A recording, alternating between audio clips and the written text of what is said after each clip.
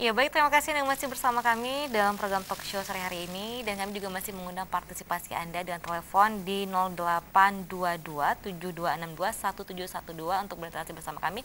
Dan kita masih dengan topik yang sama, yaitu penyalahgunaan narkoba, rehabilitasi korban narkoba. Nanti sudah banyak dijelaskan oleh Pak Devi, Pak Isnandar, bagaimana yang korban narkoba ini bisa pulih ya melalui direhabilitasi di IPWL yang ada di Kota Banda Aceh sendiri juga ada, kemudian ada beberapa di kabupaten kota. Nah mungkin pembinaan sendiri ini PWL ini sebenarnya tadi dibangunnya ada izinnya sendiri nih Pak ya, ada izin dari ada SK-nya dari kementerian. Nah mungkin selain mendapat izin dari kementerian, mereka ada dapat bantuan dana tidak ini Pak? Ya.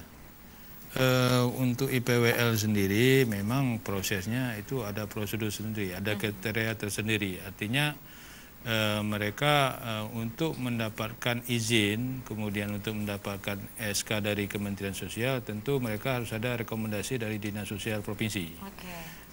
Jadi prosesnya mereka harus ada satu tempat gitu, ada satu tempat, memang di sana ada dilengkapi dengan sarana dan prasarana, kemudian rekomendasi mengajukan izin kepada Dinas Sosial setempat dan kemudian dilanjutkan Dinas Sosial Provinsi.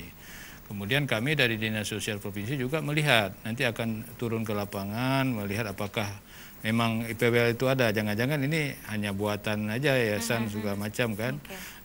Jadi kita melihat juga ke tempatnya langsung, kita turun ke lapangan, kita melihat apakah sarananya ini memadai, apakah dia layak sebagai PWL, sehingga barulah dengan hal tersebut setelah kita tinjau ke lapangan, barulah kita memberikan rekomendasi. Karena ini enggak sembarangan juga, karena untuk merehabilitasi sosial ini perlu pekerjaan yang serius. Artinya bagaimana caranya supaya si korban menjadi pulih, seperti itu. Kemudian setelah ada rekomendasi, barulah rekomendasi ini bisa dikirim ke Kementerian Sosial. Nanti pihak dari Kementerian Sosial juga hubungi Dinas Sosial Provinsi, apakah sudah mengecek dan sebagainya. Dan jika perlu, mereka sendiri akan turun ke sini untuk melihat IPWL tersebut. Sehingga ada proses-proses yang memang harus dilalui oleh yayasan, oleh IPWL, sehingga bisa ditetapkan menjadi IPWL Kementerian Sosial, seperti itu. Dan setelah ditetapkan oleh sebagai IPWL Kementerian Sosial, tentu ada bantuan biaya.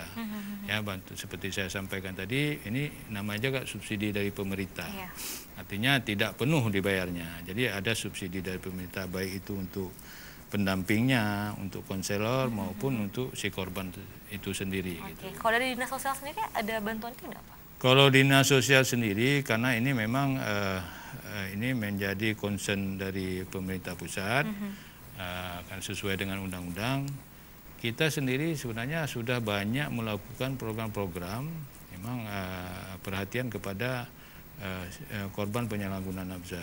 Jadi kita nanti misalnya kita dapatkan dapatkan data dari PWL, kita tanya dulu apakah korban yang sudah dibina ini sudah pernah dikasih bantuan belum? Kalau belum, kita nanti akan melihat apa usahanya. Dulu ada yang namanya usaha ekonomi produktif dan sebagainya. Kita berikan bantuan usaha ekonomi produktif. Namun demikian, karena seiring dengan berjalan dengan waktu, ini program-program ini tentunya berubah-ubah. Karena kewenangan kita jadi pemerintah provinsi juga berubah-ubah sesuai dengan aturan yang berlaku. Tapi kita tetap berupaya nantinya ke depan ini juga ada bantuan yang kita berikan, ya tentu disesuaikan juga dengan kemampuan daerah, seperti itu. Selama ini memang kalau untuk tahun 2020 ini kita biayanya sudah refocusing ya.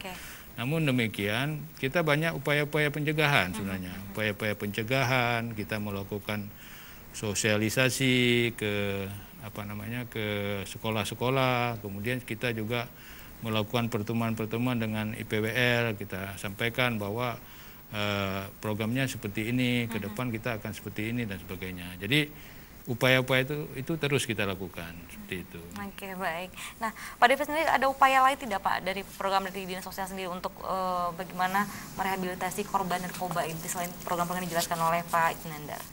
Ya, sebagai institusi pemerintah, tentu saja Dinas Sosial itu harus bekerja sesuai dengan koridornya.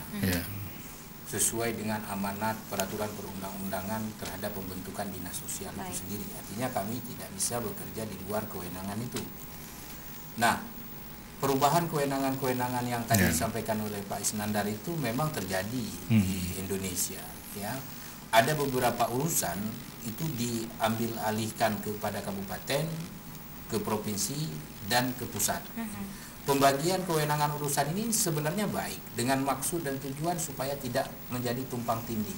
Ya, jadi pemerintah pusat bantu A, pemerintah provinsi B, A juga, pemerintah kabupaten kota A juga, sehingga begitu banyak urusan itu yang tidak terselesaikan. Baik.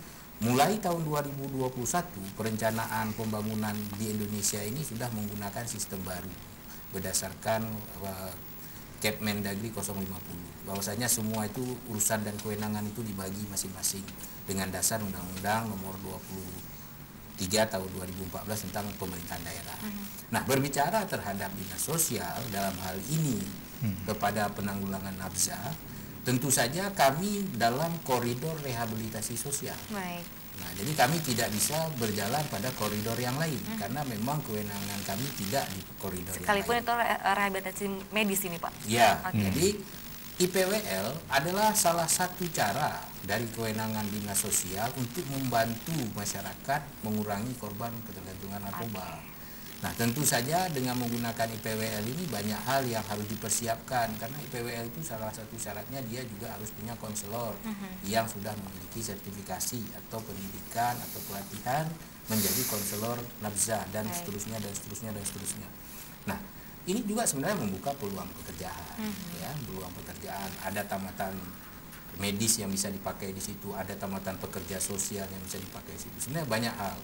Nah, jadi apa kalau dengan pertanyaan tadi apa yang upaya lain yang dilakukan oleh dinas sosial, banyak hal yang kami lakukan. Tapi kami fokus pada rehabilitasi sosial korban tadi, terutama bagaimana memberikan bantuan kepada mereka setelah proses rehabilitasi itu selesai. Bagaimana ini? Kalau dia dari keluarga mampu tentu nggak jadi masalah. Tapi bagi keluarga tidak mampu, nah disinilah peran dinas sosial membangkitkan kembali harga dirinya dengan memberikan bantuan modal usaha dan seterusnya. Tapi kalau berbicara penanganan narkoba dari awal, dari hulu sampai ke hilir, ini nggak bisa dengan dinas sosial saja. Harus kerjasama juga. Harus dengan aparat penegak hukum juga ada, kepolisian, kepolisian, jaksa, BNN, ya, TNI, Polri dan seterusnya. Karena narkoba ini musuh bersama, musuh bangsa kita. Oke, ini bagaimana tupoksi dari dinas sosial adalah memperbaiki atau merehabilitasi dari segi sosial mereka. Betul. Oke, artinya ini sebagai perpanjangan tangan yang akan dikirimkan ke IPWL perwakilan yang ada di setiap daerah. Atau kita kirim ke Kemensos. Oke, jika ingin yang gratis mungkin untuk di Aceh belum ada nih Pak Belum ya. ada. Kita akan ada dinas sosial Aceh ini akan mengirimkan ke Bogor tadi nih Pak ya. Bogor, Nah, ini milik pemerintah karena milik Kementerian Sosial. milik Kementerian Sosial dan itu akan dan itu biayanya gratis. Gratis. Oke, nah mungkin kalau tidak inginnya jauh-jauh, yang mungkin yang dekat-dekat ini juga Dekat-dekat ada aja. beberapa perwakilan IPWL yang ada di Kota Banda Aceh dan juga ada di Losemawe tadi ini ya. Tapi mudah-mudahan yang direncanakan tadi nih Pak ya yang di Aceh Tenggara ini Pak ya yang milik Di Aceh. pemerintah, Benar-benar jadi benar meriah nanti ya. Mudah-mudahan cepat terwujud di tahun depan sehingga juga banyak hal yang bisa dilakukan di sini sehingga si korban penyalahgunaan narkoba ini dapat pulih kembali, dapat kembali ke masyarakat ya dengan status mereka yang seperti semula ataupun yang baru ya, kemudian mereka dapat hidup bebas, menghirup udara segar kembali bebas dari namanya narkoba. Nah, dan ini juga merupakan tanggung jawab kita bersama ya, butuh kerjasama dari setiap kalangan mulai dari bawah sampai dari yang di atasnya ini ya. Baik Pak, mungkin sedikit sebagai statement closing kita untuk hari ini. Silakan mungkin dari Pak Devi terlebih dahulu. Silakan. Ya, kalau untuk hal ini saya berpesan kepada kita semua ya, jauhi narkoba. Jauhi narkoba. Jauhi narkoba dan jangan pernah ada rasa ingin tahu sedikit pun. Oke, baik. Ya. Keluarga adalah kunci utama, ya. Keluarga adalah kunci utama dan usahakan manfaatkan waktu luang yang ada untuk hal-hal yang positif. Baik. Jangan waktu luang itu kita pergunakan untuk hal-hal yang negatif. ya, karena menggunakan narkoba itu pasti memerlukan waktu khusus. Lebih baik waktu khusus itu kita lakukan untuk hal-hal yang lebih baik dan lebih positif. Baik, Itu terima saja. kasih Pak Devi. Dan Bapak Iskandar, silakan Bapak Isnanda. Ya, closing statement saya itu terkait dengan narkoba ini. Yang pertama adalah dari pencegahan utama itu dari keluarga. Kemudian juga dari pergaulan sehari-hari kita. Baik. Ya, jadi kita pintar-pintar juga memilih teman, lingkungan kita, karena lingkungan dan keluarga ini sangat berpengaruh kepada terjadinya penyalahgunaan narkoba. Jadi bagaimana upaya kita, bagaimana cara kita, ya keluarga lah terutama, memberi nasihat kepada orang tua, juga anak-anak, berkomunikasi dengan keluarga sehingga ada komunikasi yang interaktif antara anak, ayah, keluarga dan sebagainya terkait dengan penyalahgunaan narkoba ini. Ya. Mungkin itu. Baik, terima kasih Pak Isnanda dan Pak Devi untuk kesempatan hari ini. Mudah-mudahan apa yang kita bincangkan ini bermanfaat untuk pemirsa di rumah, dan sekali lagi jauhi narkoba ya, jangan sekali-kali ingin tahu dengan narkoba ini sendiri. Lebih baik mencegah daripada mengobati. Baik, sebelum saya mengakhiri, saya juga selalu ingatkan untuk cegah penyebaran COVID-19 dengan mengingat pesan Ibu, selalu menerapkan 3M, yaitu memakai masker, mencuci tangan, dan menjaga jarak. Nah, bersama kita putuskan rantai penyebaran virus corona menuju Indonesia sehat, Indonesia maju. Akhir kata, saya Feni mohon pamit. Wassalamualaikum warahmatullahi wabarakatuh.